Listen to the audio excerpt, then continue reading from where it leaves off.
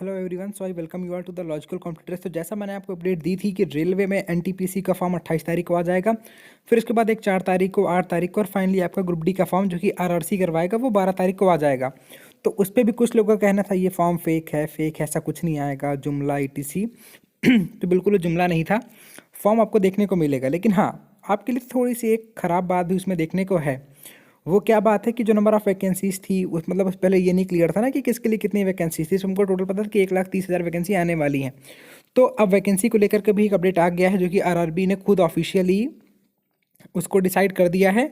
तो आइए, अगर आप उसको देखना चाहते हैं आइए देख लेते हैं कि किस पोस्ट के लिए आपको कितनी वैकेंसियाँ मिलेंगी। ठीक है, तो टोटल जो 1,30,000 आने वाली थी उनमें से 30,000 वैकेंसियाँ टोटल, उसमें आपका एनटीपीसी, पैरामेडिकल और मिनिस्ट्रियल एंड आइसोलेटेड कैटेगरीज। तो आप खुद सोचिए कि 30,000 में ये तीनों पोस्टें हैं। ठीक है, 30,000 वैकेंसी के लिए ये तीन चीज़ों में आएंगी, बाकी 1 लाख के लिए ग्रुप डी। तो देखो, जो बच्चे तो ग्रुप डी की तैयारी कर रहे थे उनकी तो चांदी है, क्योंकि 63,000 चांदी। क्यों? क्योंकि 63,000 तो ये चल रही थी, और प्लस आने वाली आपके 1 लाख वैकेंसी और है। दैट मीन्स 1,63,000 ग्रुप डी का स्टाफ भर्ती किया जाना, जो कि अपने आप में एक इतिहास में सबसे बड़ी ग्रुप डी की वैकेंसियाँ होने वाली हैं। ठीक है, इतनी बड़ी वैकेंसियाँ आज तक कभी 10 सालों में इतनी वैकेंसियाँ नहीं आती थी। लेकिन जो बच्चे station master, goods guard, clerk, इन सब की तैयारी कर रहे थे उनके लिए ये खबर बिल्कुल भी अच्छी नहीं है। आप खुद सोचो, 30,000 में, मैं जहाँ तक एक कहीं से कुछ इन्फॉर्मेशन मिली है कि एनटीपीसी के लिए इनमें से आपको 15,000 पोस्टें ही मिलेंगी, जैसा कि 2014-15 में था। तो जो अगर आप एनटीपीसी के लिए तैयारी कर रहे हैं तो आपके लिए बिल्कुल सही बात नहीं, क्योंकि आपको पता है कि लगभग अगर 15,000 टोटल पोस्ट रहेंगी तो उसमें किस पोस्ट के लिए कितनी क्या पोस्टें रहेंगी, और ऊपर से इतनी सारी आरआरबी होती हैं।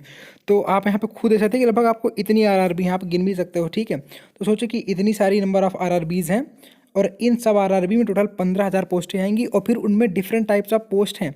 तो आपको किस पोस्ट के लिए कितनी वैकेंसियाँ मिलेंगी आप खुद सोच लो। ये बिल्कुल भी एक अच्छी खबर तो नहीं है, लेकिन हाँ, कुछ नहीं से तो कुछ ही सही होता है। तो आपको यही सोच के इसमें खुश रहना होगा।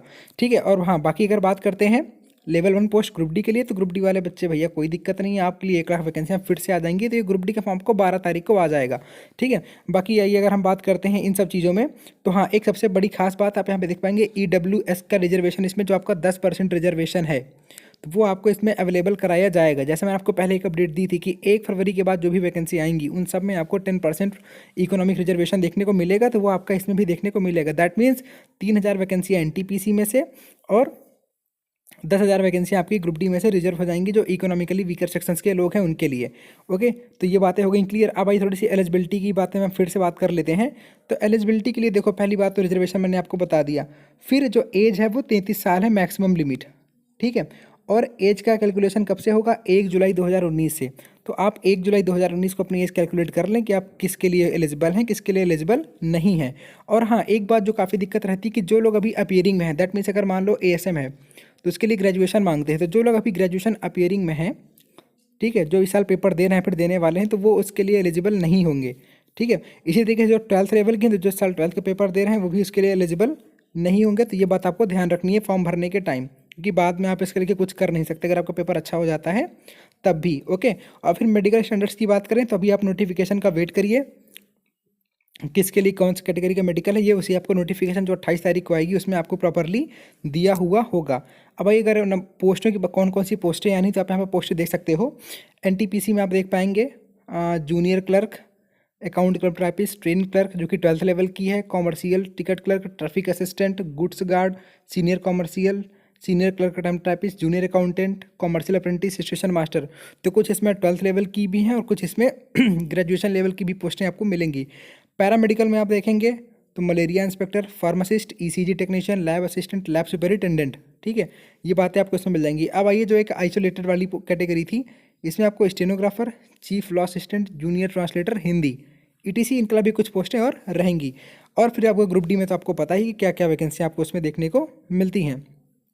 ओके, और ग्रुप डी की बार शायद कुछ आपको टेक्निकल पोस्टें भी देखने को मिलेंगी। जैसे आप यहाँ पे देख पाएंगे कि electrical engineering, mechanical and SNT departments. Okay, तो जो कि आपका सिग्नल वाला डिपार्टमेंट होता है। ठीक है, तो ये बातें हो गई यहाँ पर क्लियर। और फॉर्म की अगर आप देखने की बात करेंगे तो 28 तारीख को आपका एनटीपीसी, 4 तारीख को पैरामेडिकल, 8 तारीख को मिनिस्ट्रियल और 12 तारीख को आपका ग्रुप डी का फॉर्म आपको देखने को मिल जाएगा। जो फॉर्म की फीस रखी गई है, फॉर्म की फीस फिर से वही 500 रुपये और 200 रुपये, 250 रुपये रखी गई, जो कि आपको वापस कर दी जाएगी। एक बार फिर यहाँ पे आप अपनी डेट्स देख सकते हैं कि किस डेट को क्या चीज़ आएगी। ओके फ्रेंड्स, तो फिलहाल मैंने यहाँ पे सारी चीज़ आपको क्लियर कर दी है, लेकिन अभी भी अगर आपको कोई डाउट रह गया है तो आप कमेंट सेक्शन में जाके कमेंट करके पूछ सकते हो। ठीक है, till then bye bye and God bless you all.